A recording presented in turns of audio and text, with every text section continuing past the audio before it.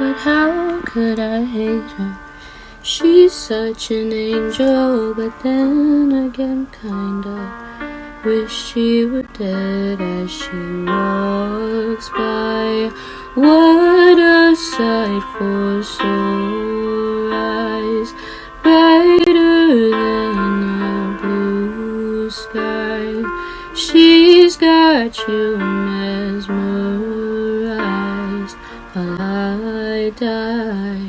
Why would you ever kiss me? I'm not even half as pretty.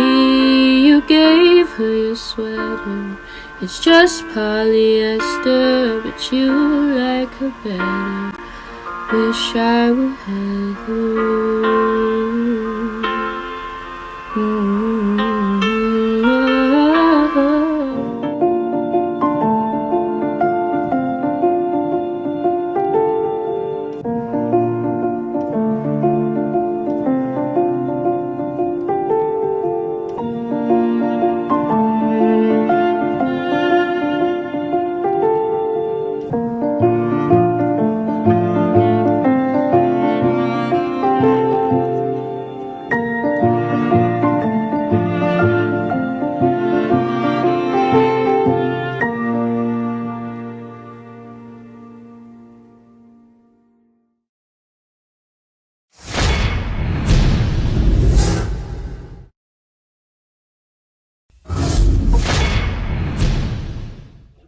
Welcome to Spilling Tea. Today we're talking with Jordan Blue, a Wisconsin 4-H'er who in 2018 received national attention for choosing not to participate in a photo that shows his classmates appearing to do a Nazi salute.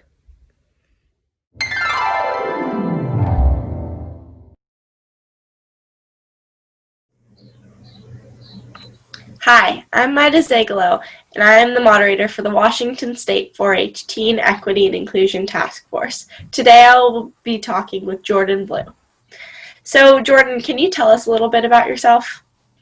Hello, everyone. My name is Jordan Blue, and I'm from the great state of Wisconsin. I will be approaching my last couple months as a 4-H'er, and I have been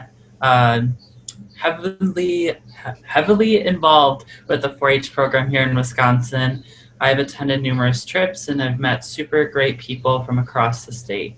And also across our great nation, from National 4-H Congress to National 4-H Conference, and also just getting to see the future generation grow as individuals. I'm currently studying elementary and special education to become a teacher someday, and I have hopes to still continue my 4-H career moving forward. That's incredible. So you were part of a photograph that got a lot of attention in the news. Can you tell me a little bit more about that? Yes, I was involved in a photo that got a lot of attention in the news, and it evoked a lot of emotions across our nation and also across my community that I'm from. And the photo just showed just a little glimpse of the things that we still have to grow from, and the things that we have to change as youth voice. Like, we have that ability to speak up when things aren't right, or when we notice something that is wrong, and we have to use our voices to make our voices heard. Yeah, for sure. So from speaking out about this photograph, what happened in this what happened in the photograph? What did it show? The photograph showed a Nazi salute, a hail sign. It also showed that there's some students that didn't do that, and it just showed that we have to educate ourselves more. We have to be more aware of the differences that we all have, different perspectives, and that our actions do have consequences, and that we, have to speak up about those. But we also have to acknowledge that that's what we have to change. Yeah. Did you get any backlash about speaking out against this experience? Absolutely. So when I spoke out about this incident, it evoked a lot of emotions within me. A lot of it was really heavy time. I experienced a lot of mental health trauma. Talking about the photo, it's emotion evoking, but it's taught me a lot about myself. And when you speak out about something, you're gonna have people that say, "Was it true?" or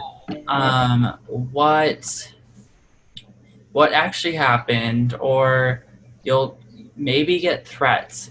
Things in your life are going to be brought up, and the context is going to be misinterpreted. For instance, I had a post about my sexuality. Then the whole nation found out about it. So yes, everyone knows that I'm LGBT, and I'm proud of that. That wasn't the way that I wanted to come out, obviously, but and then that would be the headlines. Gay student speaks out about that, and a part of me is like, why do they have to include that type of stuff? Like, I'm just a person, However, I understand that's where we are in our society, and I respect that, and we have a chance to change that type of stuff. So, and I hope we can do that. Yeah. It's amazing seeing you speak out about this experience and how much change that it's made.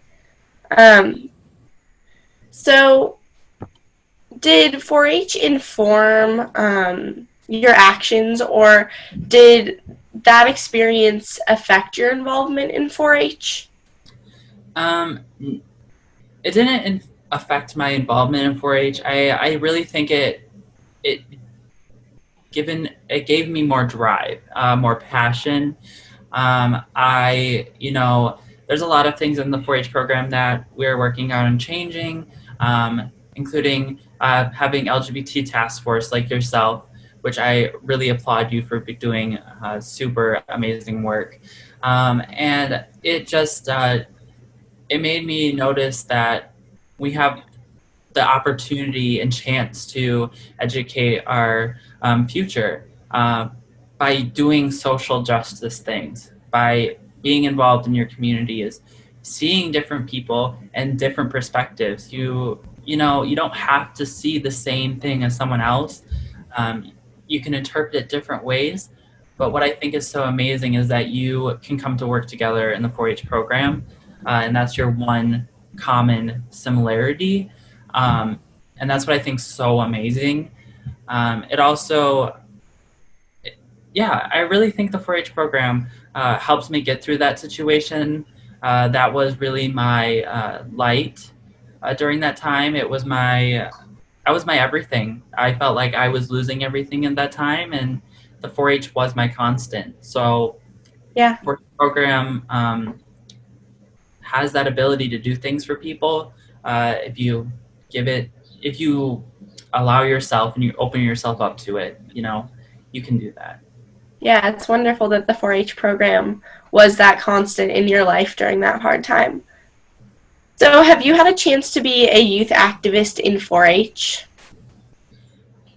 So I haven't been able to form a committee like you have, or do that fun stuff. But as I approach my, becoming alumni, I really hope that I can inspire youth to do that, to be really involved and be an activist. In my 4-H career, I believe I have been an activist, just in a different way. Not so much like forming something, but being there for people, educating people, inspiring people. I really hope that with the platform that I was given, that I was able to inspire and hopefully cultivate a change, because we're the future leaders of tomorrow. And I think that's what's really important, is that when you have the chance to do something, do it. It might not be perfect the first time, uh, but you're going to figure it out. You're going to learn from it, and you're going to grow as an individual. And that's what I think is so amazing. Yeah, definitely. So, do you have any advice that you would give to other youth activists or participants when faced with difficult situations? If I were to give some advice, it would have to be stay true to yourself. Um, After attending the National 4-H Congress, that was "Be true, be you." Those words have stuck with me my whole adult life. I use that in my college applications. Like, I use that because you have to be true and you have to be you. And I think that's what's most important. When you are encountering a tough situation, be true to yourself. Speak from the heart. And I know that your community is going to be hard on you, and they might turn your back on you. But the thing is that you always have yourself. And if you are encountering a negative incident or a backlash or anything like that, you just have to sit back and reflect. And it's going to be hard. I can't say it's going to be easy, but you'll get through it, because I did. There's a hard time in my life, but I surrounded myself with people who are positive, uplifting, and I stayed involved in the 4-H program. So that's the power of 4-H for me. Thank you so much for sharing the impact that this has had on you, and it's wonderful to hear your experiences that have come from this.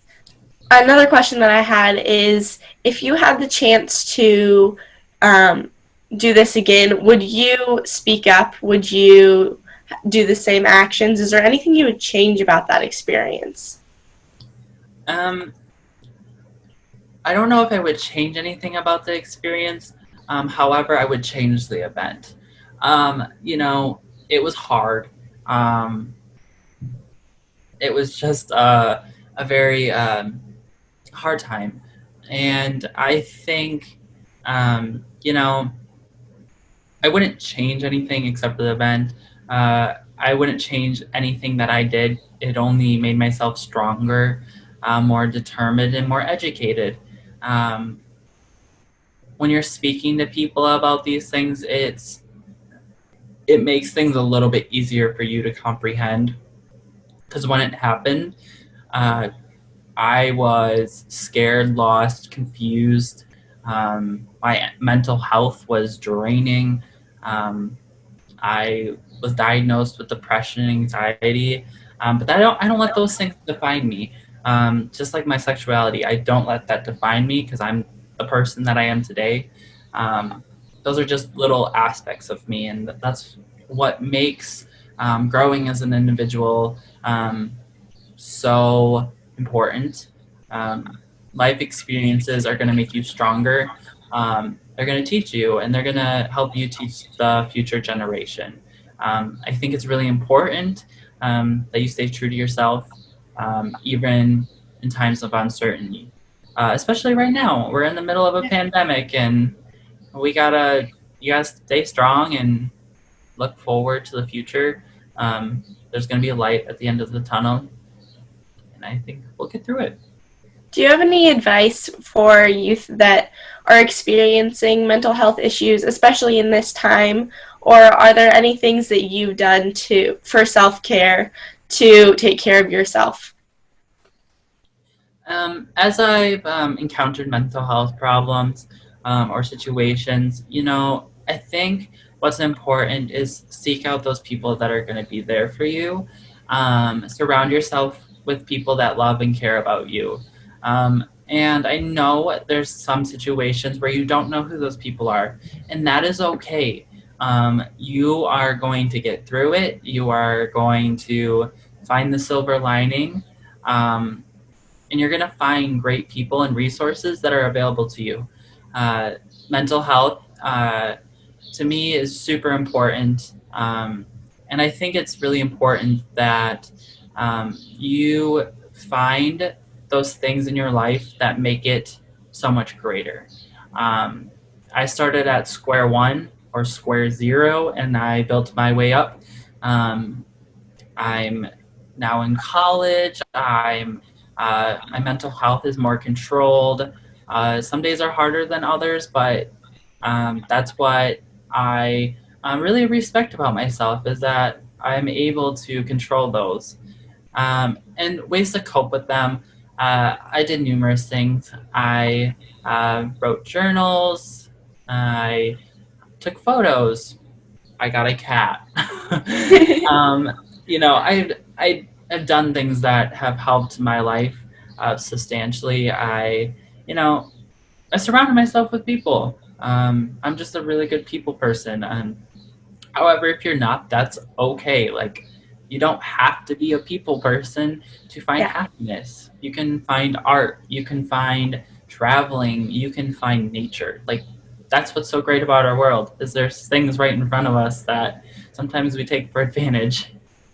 Yeah, for sure. That's amazing. I've loved talking with you today. And thank you for sharing with us your story and how you've gone through hard times. I've loved hearing about everything and how you really persevered and taking care of yourself. I think that's amazing. Thank you. I really enjoyed speaking with you as well. And I really like that you, actually, I really appreciate that you selected me to speak to you about this. I think it's really great that you're speaking to other youth leaders to get their voice out there as well. And I hope you continue to do the work that you're doing, because it's super inspiring and motivating. And I wish you the best of luck with everything that you have ahead of you. You're truly inspiring.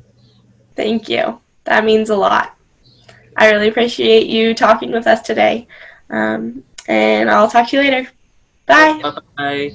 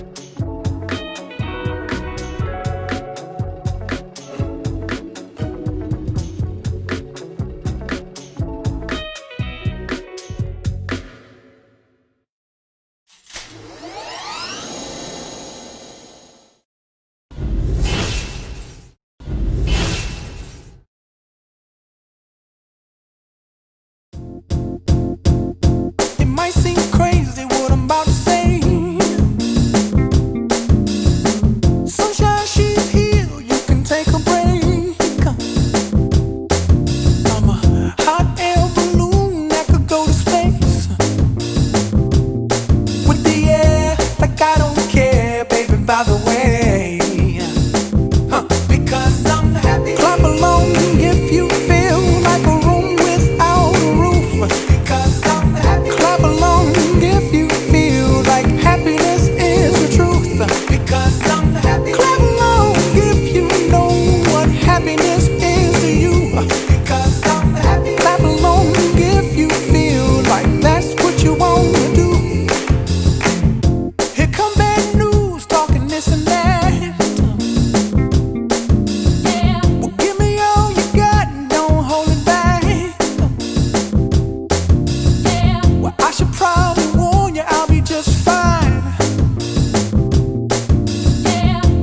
difference to you. Don't waste your time. Here's why. Because I'm happy. Clap along if you feel like a room without a roof. Because I'm happy. Clap along if you feel like happiness is the truth. Because I'm happy. Clap along if you know what happiness is to you. Because I'm happy. Clap along if you feel like that's what you want to do. Hey, go! Bring me down, can't none bring me down. The love is too high. Bring me down, can't none bring me down. I said, bring me down, can't none bring me down. The love is too high. Bring me down, can't none bring me down. I said, because I'm happy. Clap along if you feel like a room without a roof. Because I'm happy. Clap along if you feel like happiness is the truth. Because I'm happy. Clap along if you know what happiness is to you. Because I'm happy. Clap along if you feel like that's what you want to do. Because I'm happy. Clap along if you feel like a room without a roof. Because I'm happy. Clap along if you feel like happiness is the truth. Because I'm happy. Clap along if you know what happiness is to you. Because I'm One mocha, two mocha, three Macarena, four mocha, five mocha, six Macarena, seven mocha, eight mocha, nine Macarena, 8 Macarena.